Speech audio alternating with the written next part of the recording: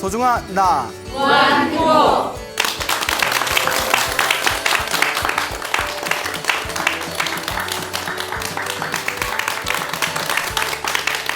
예, 만나서 반갑습니다. 반갑습니다. 예, 광우 스님이라고 합니다.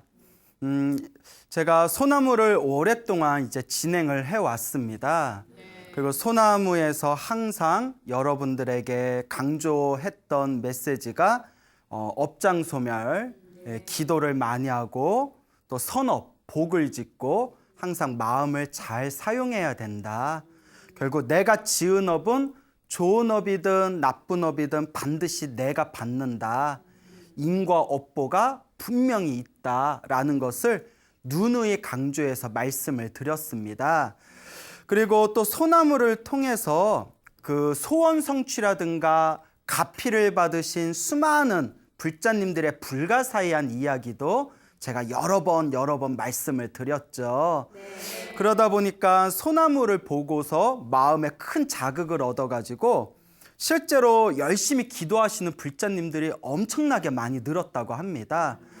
그 중에서는 이제 실제로 연락이 와서 스님 말씀대로 기도를 했더니 엄청난 가피를 받았어요. 소원 성취를 했습니다. 라는 분들도 계셨고, 어떤 분들은 아무리 해도 전혀 효과가 없어요. 왜 저는 이렇게 효과가 없을까요? 라고 하시는 분들의 이야기도 들었습니다. 그래서 제가 항상 드리는 말씀이 어차피 내가 지은 업은 누가 받는다? 내가 받는다. 그러면 기도한 공덕도 누가 받는다? 내가 받는다. 다만 전생에 지어놓은 복이 많은 사람은 기도를 조금만 해도 효과를 좀 빨리 보고, 전생에 지어놓은 복이 없거나 업보가 너무 두꺼운 사람들은 기도를 좀 기도를 많이 해도 효과가 좀 더디다라는 말씀을 누누이 제가 말씀을 드렸던 걸로 기억이 납니다. 그래서 당장의 효과에 우리가 마음을 빼앗기지 말고, 어차피 지금 효과가 있든 없든 지금 내가 지은 이 기도의 공덕은 언젠가라도 다음 생에라도 반드시 누가 받는다? 내가 받는다. 그러니까 이번 생에 복과 선업과 공덕을 쌓는 마음으로, 업장을 소멸하는 마음으로 지금 당장 효과가 없어도 열심히 꾸준히 기도해라, 복을 지어라, 이렇게 엄청 누누이 말씀을 드렸습니다. 다 생각나시죠? 네. 예, 뭐 별로 안 나실 것 같은데. 예, 물어보면 또 대답 못 할 거잖아. 예. 자, 어쨌거나 이렇게 여러 번 말씀을 드렸는데, 그런 와중에서도 그분들 마음도 이해가 가요. 그런 와중에서도 나름대로 열심히 기도를 했는데, 백일 기도도 하고 매일매일 관세음보살도 부르고 매일매일 자기만의 기도를 했음에도 불구하고 아무런 변화가 느껴지지 않으면 분명히 자기 마음에도 뭔가 답답하고 갑갑한 마음이 들 거라고 저도 생각이 듭니다. 그런데 우리가 불교 공부를 하다 보면요, 경전 공부를 하고 부처님의 말씀을 공부하다 보면 솔직히 한 가지 인정해야 될 게 있어요. 안 되는 건 안 됩니다. 예, 안 되는 게 분명히 있어요. 제가 불교 공부를 하면서 기도를 하면 모든 소원이 이루어집니다 라고 이야기를 하잖아요. 실제로 기도를 하면 소원 성취가 있습니다.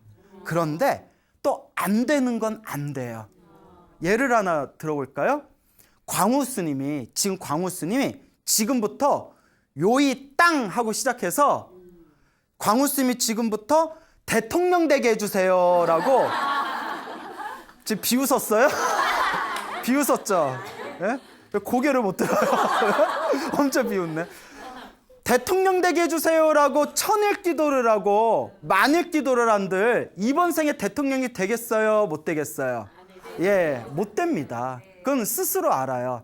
왜냐면 대통령이 되기 위해서는 엄청난 시절 인연이 있어야 되거든요. 인연법이 있어야 돼요. 대통령이 될 수 있는 수많은 조건들이 무르익어서 대통령이 되는 거거든요. 혼자만 잘나서 대통령이 되는 게 아니에요. 수많은 인맥과 그동안 쌓아왔던 어떤 수많은 사람들 간의 관계라든가 여러 가지 어떤 실제로 우리 앞에 펼쳐진 수많은 조건과 환경들이 갖추어져야 대통령을 할 수가 있는 거잖아요. 근데 어린 나이에 출가를 해가지고 평생 절에 있던 스님이 갑자기 부처님한테 저 이번 생에 대통령 되게 해주세요 기도한들 되겠어요 안 되겠어요? 안 되죠. 무슨 말인지 이해 가죠? 어떤 사람이 영화를 보고 나서 어벤져스가 되는 게 꿈이에요. 자기도 막 날아다니고 싶어. 막 날아다니고 막 망치 들고 휘두르고 싶고. 그래서 부처님 앞에서 부처님 저도 어벤져스가 되게 해주세요. 슈퍼맨이 되게 해주세요 하면 소원이 되겠어요 안 되겠어요? 안 되는 건 안 됩니다. 무슨 말인지 알겠죠? 근데 중요한 거는 사람들마다 스님 똑같이 기도를 해도 스님 저 부자 되게 해주세요 라는 기도는 이루어졌는데 우리 자식 좀 말 좀 잘 듣게 해주세요 라는 기도는 아무리 오래 해도 안 됩니다. 그러니까 안 되는 건 잘 안 돼요. 어떤 분은 스님 제가 부처님한테 기도해서 정말 죽을 병에 걸렸는데 저 좀 몸 좀 건강하게 해주세요 라는 기도는 이루어졌는데 스님 저 부처님 저 돈 많이 벌어서 사업 대박 나서 부자 되게 해주세요 라는 거는 이루어진다 안 이루어진다. 또 그거는 잘 안 이루어지는 거예요. 그 어떤 소원은 금방 이루어지는 것 같은데 어떤 소원은 실제로 더디게 이루어지는 게 있어요. 그래서 우리가 부처님 말씀을 실제로 공부하다 보면 안 되는 건 안 되는구나. 그냥 불교에서 말하는 기도의 진정한 의미는 안 되는 걸 되게 해주세요, 되게 해주세요, 되게 해주세요 하다가 안 되었을 때 에라이 영혼 없네. 부처님 영혼 없고 에휴 기도 그거 다 개뻥이네. 아유 광우스님 구라에 걸렸네. 소나무 뻥이다. 이런 식의 기도는 진정한 불교적인 기도가 아니라는 거죠. 내가 기도를 함으로써 이루어질 수 있는 거와 이루어지지 못한 거에 대해서 명확하게 꿰뚫어 볼 수 있는 지혜가 생겨야 되고 이루어지지 않는 것에 대해서는 내 인연이 아니구나라고 내려놓을 수 있는 지혜가 바로 진정한 의미의 기도의 지혜가 되는 것입니다. 네, 우리 실제로 절에 다니신 많은 분들 보면 실제로 너무 많아요. 엄청나게 많아서 이루 숫자를 헤아릴 수 없을 정도의 수많은 절에 다녔던 신도분들 중에 자기가 원하는 소원이 성취되지 않았다고 해서 절에 열심히 나오다가 발길을 끊는 분들이 의외로 많습니다. 그거는 이제 가짜 기도를 한 거예요. 부처님하고 타협을 보려고 한 거예요. 부처님 내가 쌀 한 말 올렸어. 나 소원 들어줘야 돼. 무슨 얘기인지 알죠? 부처님 내가 불전함에 돈을 이렇게 많이 넣었어. 내 소원 들어줘야 돼. 무슨 말인지 알죠? 불보살하고 타협을 보는 마음으로 기도를 하고 있다고요. 이게 진짜 기도예요, 가짜 기도예요. 이 소나무 방송을 보시는 분들도 굉장히 스스로를 반성하고 가슴 찔려야 할 분들이 제법 많습니다. 내가 기도를 하면서 불보살님과 타협의 기도를 하고 있는가? 진실하게 내 욕심과 욕망을 내려놓고 좋은 일이 생기든 나쁜 일이 생기든 다 내 업입니다. 내 선업과 복을 닦는 마음으로 기도하겠습니다 라고 기도하는 불자의 자세를 가지고 있는가? 과연 나는 어떤 마음으로 기도하고 있는가? 냉정하게 살펴봐야 됩니다. 그렇기 때문에 내가 열심히 기도했는데도 소원이 이루어지지 않았다고 절에 다니질 않고 부처님의 가르침을 의심하는 것은 여태껏 가짜 기도, 자기 마음을 속이는 기도를 했다는 뜻이에요. 그래서 진정한 불자의 길을 걷고자 하는 마음을 닫고 수행하고 마음을 다스리는 수행의 길을 걷는 불자라면 나의 기도가 타협의 기도인지 부처님과 어떤 쇼부 보는 쇼부법인지 아니면 진정한 의미의 기도법인지 한번 냉정하게 판단해 보시길 바랍니다. 그래서 안 되는 거 아무리 노력해도 사실 안 되는 게 있어요. 나 이번 생에 대통령 못해. 아마 국회의원도 못할걸요? 물론 그런 거에 아예 마음도 없지만 제가 하고 싶은 얘기는 아무리 기도를 열심히 해도 안 되는 게 분명히 있다. 무슨 말인지 알겠죠? 네. 안 되는 것은 내 인연이 아니구나 편안히 흘려버리는 그런 자세도 분명히 중요하다라는 것을 말씀드리고 싶습니다. 부처님 당시에 보리라는 이름의 왕자가 있었어요. 보리 왕자 혹은 보디 왕자라고 불렸는데 이 보리 왕자는 한 가지 소원이 있었답니다. 그게 뭐냐면 자식을 하나 두는 게 소원이었어요. 이 보리 왕자에게는 자식이 없는 거예요. 그 자식이 없어서 어느 날 부처님과 거룩한 스님들을 자기 궁전에 모셔가지고 공양을 올리기로 합니다. 그래서 부처님과 수많은 스님들을 모시고 이제 공양을 하기로 한 그 날에 아침부터 열심히 청소하고 또 이제 열심히 아름답게 가꿔가지고 이제 공양을 올릴 준비를 합니다. 그리고 이제 부처님이 들어오실 입구 앞에다가 그 아주 귀한 그런 천으로 만든 그 카펫을 이렇게 이제 깔아놓습니다. 여러분 레드 카페 뭐 그런 거 들어보셨죠? 그래서 무슨 생각을 했냐면 만약 부처님께서 이 카펫을 밟고 지나가시면 이 공덕으로 나에게 자식이 생길 것이다 라고 생각을 일으킵니다. 이 카펫을 밟고 가시면 이 공덕으로 나에게 뭐가 생길 것이다? 자식이 생길 것이다. 부처님이 이제 부처님과 거룩한 스님들이 이제 보리 왕자의 궁전에 공양을 받으려고 이렇게 오십니다. 근데 딱 궁전 입구에 보니까 뭐가 깔려 있어요? 예, 카펫이 딱 깔려 있으니까 이제 부처님이 그걸 딱 보시고 보리 왕자의 마음을 꿰뚫어 봅니다. 아, 보리 왕자가 내가 이 부처님이 카펫을 밟고 지나가면 이 공덕으로 내가 무엇이 생길 것이다? 자식이 생길 것이다 라고 생각을 일으켰구나.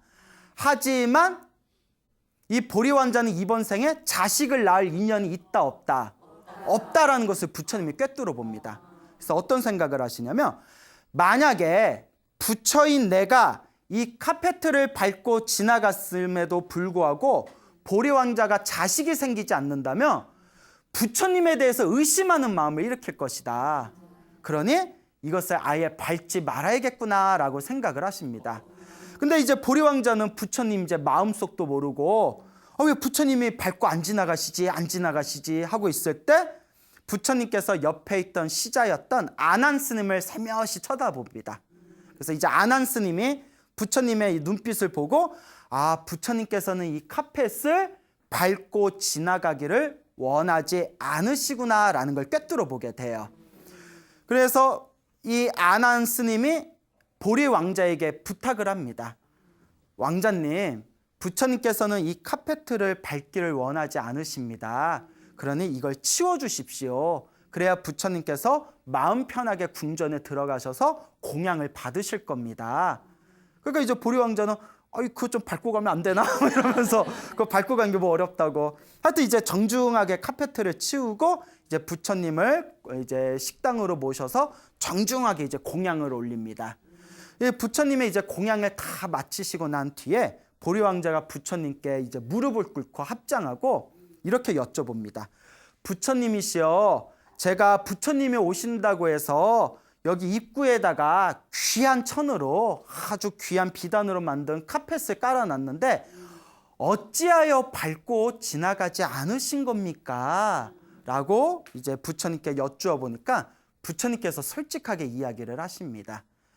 그대가 마음속으로 발언하기를 부처님께서 이 카페트를 밟고 지나가면 이 공덕으로 나에게 자식이 생길 것이다 라고 바라지 않았느냐.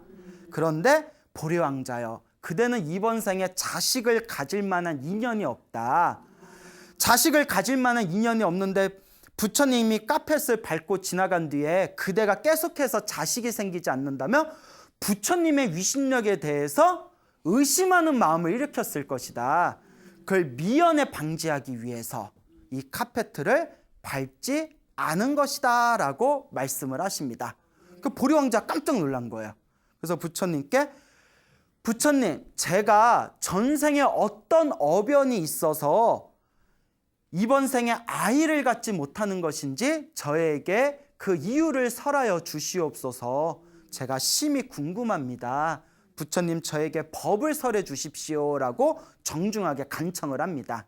부처님께서 하시는 말씀이 그대가 이번 생에 아이를 갖지 못하는 것 자체가 머나먼 과거 전생에 지었던 업보이다. 내가 그 이유를 설해 줄 터니 잘 들어라 라고 이제 말씀을 하십니다. 그 부처님 말씀에 의하면 보리 왕자는 머나먼 과거 전생에 이제 부인하고 함께 자기 부인하고 큰 배를 타고 이렇게 멀리 여행을 떠난 적이 있었답니다. 부인하고 배를 타고 멀리 여행을 떠나다가 큰 폭풍과 태풍이 몰아붙여서 배가 완전히 부셔져 버립니다.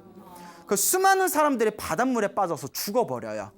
그런데 기적적으로 이 보리 왕자의 전생이었던 이 남자와 부인만이 극적으로 살아서 무인도에서 살아나게 됩니다. 무인도에서 깨보았더니 아무도 보이지 않고 부인하고 자기만 있는 거예요. 그 시간이 지나니까 너무 배가 고픈 거예요.